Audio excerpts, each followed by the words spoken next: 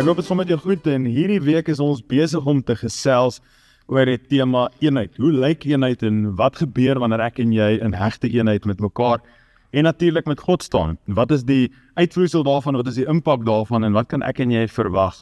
En die laaste 2 dae het ek met jou gesels oor wat se gevare is daar, wat eenheid in my en jou wil kom afbreek. Want ek en jy weet en ons verstaan dat die vyand wil verdeeldheid saai.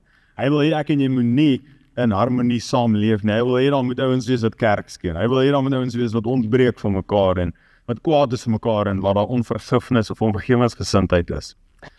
En nou wil ek vir jou vandag met jou deel die derde komponent, want ek glo een van die grootste probleme is wat ons vandag, nie net in die kerk nie, maar vernaam eenheid in alle omstandighede, in alle areas van ons lewe in die gesig staar.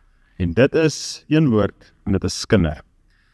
Skinder, of die Bybel praat van kwaad praat, is 'n massiewe probleem vir die kerk van vandag, vir vriendekringe, vir huwelike. En dis vir jare 'n ding gewees wat mense gesê het, vrouens skinder, en ek wil vir jou sê, almal skinder deesdae. Dit is 'n ding wat kop uitgesteek het, en is amper iets wat vir ons aanvaarbaar geraak het as gelowiges. Hoekom weet ek nie. Ek wil vir jou sê, die Bybel sien skinder as ontsettend ernstig. Die Here beleef skinder op 'n verskriklike vlak. En ek wil saam met jou lees, daar is in 1 Korintiërs 6 vers 10. Hy sê, moenie dwaal nie, geen hoereerders, of afgodsdienaars, of egbrekers, of wellustelinge, of sodomiete, of diewe, of gierigaards, of dronkaards, of kwaadsprekers, of rowers, sal die koninkryk van God beerwe nie. Hy vergelyk dit, hy sit dit in dieselfde klas as sodomiete, hy sit dit in dieselfde klas as egbrekers. Dit is so ernstig dit vir God is, wanneer mense kwaadsprekers is, wanneer mense agter ander mense se 'n klomp goed van hulle gaan sê. En dit is so in kontras met wat Christus van ons vra om lewe te spreek, om sout en lig te wees, en hy sê ons moet vredemakers wees. So as ons daarna kyk, dan besef ons dat ons mis dit. En as ons kyk na hoeveel mense skinder, en ek wil amper vir sê hoeveel mense luister saam, en hoeveel keer het dit al gebeur, dan sê ek maar, hoekom doen iemand dit? Sy sê, ons het nie deelgeneem aan nie, maar mense luister baie maklik saam. En ek wil vir jou sê, dit kruip soms ook soos 'n dief in, en kort voorlank praat ek en jy maar saam, of stem ons dalk saam, of ons beleef dalk dieselfde frustrasie met 'n medegelowige of 'n broer of 'n suster, of selfs 'n kollega, en kort voorlank dan praat ons saam, sê dieselfde dinge, ons het dieselfde frustrasies, en dan praat ons kwaad agter mense se rug. En ek wil vir jou sê, dis 'n waarskuwing in my lewe wat ek beleef. Soos die Here vir my kom sê, maak jouself vry van. En ek wil vir jou sê, die beste oplossing vir skinder is jou rug. My rug praat harder as enigiets anders. En wanneer iemand van iemand anders begin praat, ek het 'n gewoonte, dan draai ek my rug en ek loop. My rug sê vir jou, alles wat jy moet weet.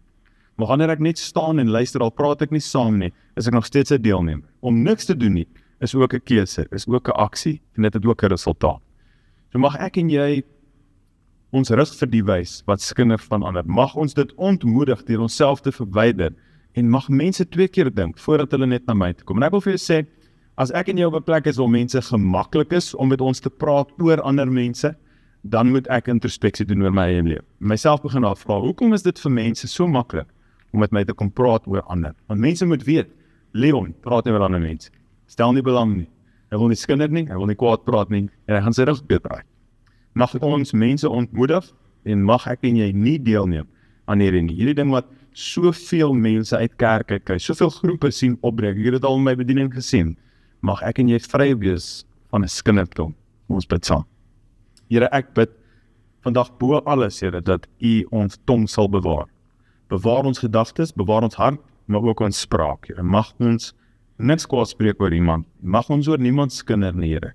Mag ons woorde aanneemlik wees vir U. Mag dit mense opbou en nooit afbreek nie. Mag dit mense prys, Here, in steede van mense oordeel en mense sleg sê.